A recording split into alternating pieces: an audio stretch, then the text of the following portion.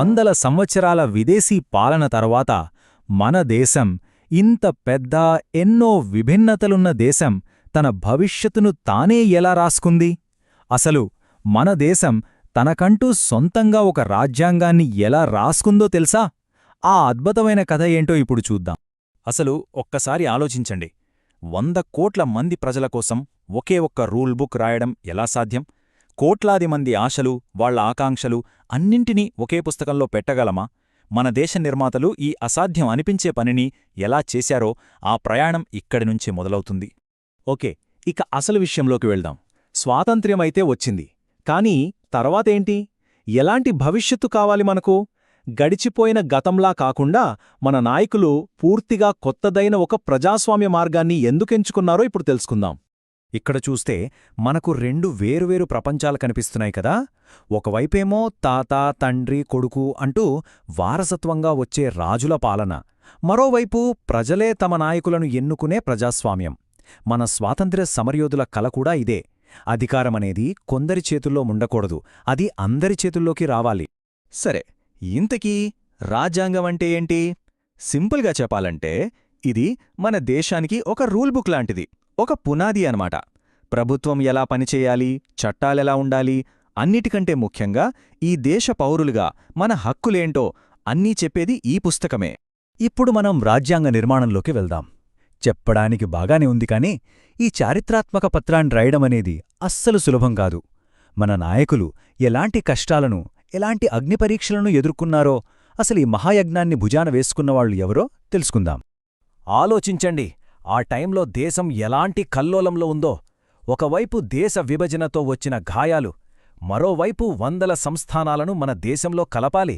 సమాజంలోనేమో కులం, మతం, పేద, ధనిక అనే ఎన్నో అగాధాలు. వీటన్నింటి మధ్య అందరినీ ఏకం చేసే ఒక రాజ్యాంగాన్ని రాయడమంటే అది మాటలతో చెప్పేది కాదు.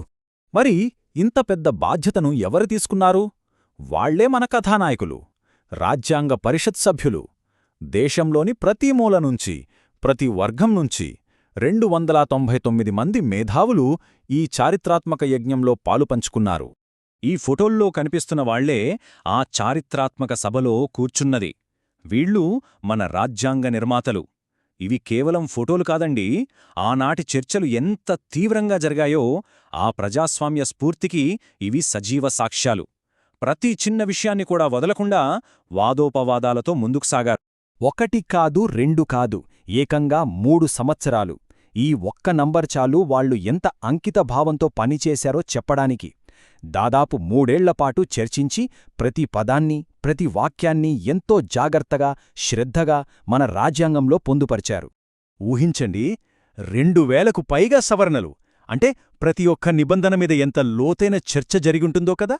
ఏ ఒక్క విషయాన్ని తేలిగ్గా తీసుకోలేదు. ప్రతి ఒక్కరి అభిప్రాయానికి విలువిచ్చారు. అన్నిటినీ పరిశీలించి ముందుకు వెళ్లారు. దీన్నే కదా నిజమైన ప్రజాస్వామ్యమంటారు. ఈ ప్రయాణంలో కొన్ని ముఖ్యమైన తేదీలు చూద్దాం. 1946లో ఎన్నికలతో మొదలైంది ఈ కథ. అదే ఏడాది డిసెంబర్లో మొదటి సమావేశం జరిగింది. చివరికి నవంబర్ 26, 1949న మన రాజ్యాంగాన్ని మనం ఆమోదించుకున్నాం. ఆ తర్వాత జనవరి 26, 1950న ఇది పూర్తిగా అమల్లోకొచ్చింది. ఆ రోజే మనం రిపబ్లిక్ డేగా, అంటే గణతంత్ర దినోత్సవంగా జరుపుకుంటాం. సరే, రాజ్యాంగాన్ని ఎలా రాశారో చూశాం. కాని అసలు ఎందుకు రాశారు? వాళ్ళని నడిపించిన ఆశయాలేంటి? మన దేశ నిర్మాతలు ఎలాంటి భవిష్యత్తును ఊహించుకున్నారో, వాళ్ల కలలు, వాళ్ల ఆలోచనల గురించి ఇప్పుడు తెలుసుకుందాం. మహాత్మాగాంధీ ఏమన్నారో చూడండి. ఈ దేశంలోని అత్యంత పేదవాడు కూడా ఇది నా దేశమని ఫీలవ్వాలి. అన్ని మతాల, కులాల వాళ్లు అన్నదమ్ములా కలిసి బతకాలి. ఈ యొక్క మాట చాలు. మన రాజ్యాంగానికి ఆత్మ ఇదే. అలాగే జవహర్లాల్ నెహ్రూ ఏమన్నారంటే, భారతదేశానికి సేవ చేయడం అంటే కష్టాల్లో ఉన్న కోట్లాది మందికి సేవ చేయడం. పేదరికాన్ని, అజ్ఞానాన్ని, రోగాలను, అవకాశాల్లో ఉన్న తేడాలను, వీటన్నింటినీ అంతం చేయడమే. అంటే మన రాజ్యాంగం కేవలం చట్టాల పుస్తకం కాదు, అది మన ప్రజలకిచ్చిన ఒక మాట, ఒక వాగ్దానం.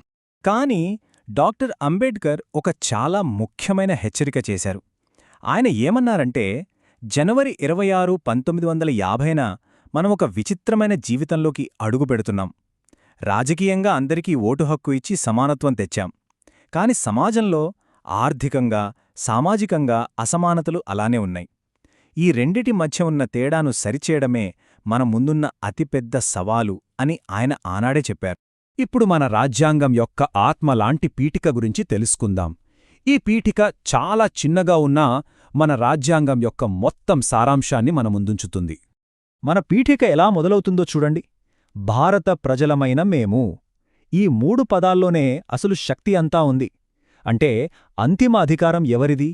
ఏ రాజుదో, రాణిదో కాదు, ఏ బయటి శక్తిదో అస్సలు కాదు. అధికారం ప్రజలది, మనది. ఈ మాటలే మన ప్రజాస్వామ్యానికి పునాది. పీఠికలో ఉన్న కొన్ని ముఖ్యమైన పదాలను చూద్దాం. మొదటిది సార్వభౌమ, అంటే మన దేశం తన నిర్ణయాలు తానే తీసుకుంటుంది, ఎవరూ మనకు చెప్పాల్సిన పనిలేదు. తరువాత సామ్యవాద, అంటే సంపద కొందరి దగ్గరే ఉండిపోకుండా అందరికీ మేలు జరగాలని చూడడం. ఇక లౌకిక, అంటే ప్రభుత్వానికి ఫలానా మతం అని ఏదీ ఉండదు, అన్ని మతాలు సమానమే. ఇక తర్వాత వచ్చే 2 పదాలు మన రాజకీయ వ్యవస్థ గురించి చెబుతాయి. ప్రజాస్వామ్య, అంటే మనకు తెలుసు, మనల్ని పాలించేవాళ్లను మనమే ఎన్నుకుంటాం. మరి గణతంత్ర అంటే మన దేశానికి హెడ్, రాష్ట్రపతి, వారసత్వంగా వచ్చే రాజులాంటివాళ్లు కారు. ఆయన కూడా ప్రజలచేత ఎన్నుకోబడినవారే. చివరగా మన రాజ్యాంగం మనందరికీ 3 గొప్ప వాగ్దానాలు చేసింది.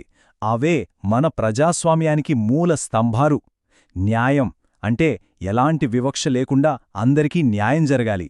సమానత్వం, అంటే అందరికీ ఒకే హోదా, ఒకే అవకాశం. మరియు స్వేచ్ఛ, అంటే మనకు నచ్చింది ఆలోచించే, మాట్లాడే, నమ్మే స్వేచ్ఛ. ఇవన్నీ గొప్ప ఆశయాలు. మరి వీటిని ఆచరణలో ఎలా పెట్టాలి? మన రాజ్యాంగం మన పరిపాలనకు ఎలాంటి బ్లూప్రింట్ ఇచ్చింది? ముఖ్యంగా అది కాలంతో పాటు ఎలా మారుతూ వస్తోంది? చూద్దాం. మన దేశం చాలా పెద్దది కదా, అందుకే పాలన అనేది ప్రజలకు ఎంత దగ్గరగా ఉంటే అంత మంచిది. అందుకోసమే మనది 3 అంచెల ప్రజాస్వామ్యం. జాతీయ స్థాయిలో పార్లమెంట్, రాష్ట్రస్థాయిలో అసెంబ్లీలు, ఇంకా కింది స్థాయిలో గ్రామాల్లో పంచాయతీరాజ్ వ్యవస్థ. ఇలా 3 స్థాయిల్లో మన ప్రభుత్వం పనిచేస్తుంది. 2013 నాటికే మన రాజ్యాంగాన్ని 99 సార్లు మార్చారు. ఇప్పుడు ఆ సంఖ్య 100 దాటిపోయింది. దీన్ని బట్టి మనకేమర్థమవుతోంది? మన రాజ్యాంగమనేది ఒకచోట ఆగిపోయిన పత్రం కాదు. అది కాలంతో పాటు, సమాజంతో పాటు మారుతూ, ఎదుగుతూ ఉండే ఒక సజీవ పత్రం, ఒక లివింగ్ డాక్యుమెంట్ అన్నమాట. ఇక ముగింపుగా ఒక సమాధానం కాకుండా ఒక ప్రశ్నతో దీన్ని ముగిద్దాం. డాక్టర్ అంబేడ్కర్ ఆనాడే లేవనెత్తిన ఈ ప్రశ్న ఈరోజుకీ కూడా అంతే ముఖ్యం. సమాజంలో ఆర్థికంగా, సామాజికంగా సమానత్వం లేనప్పుడు కేవలం రాజకీయ సమానత్వం ఒక్కటే నిలబడగలదా? ఈ ప్రశ్న భారత రాజ్యాంగం యొక్క నిరంతర ప్రయాణం గురించి మనందరినీ ఆలోచింపజేయాలి.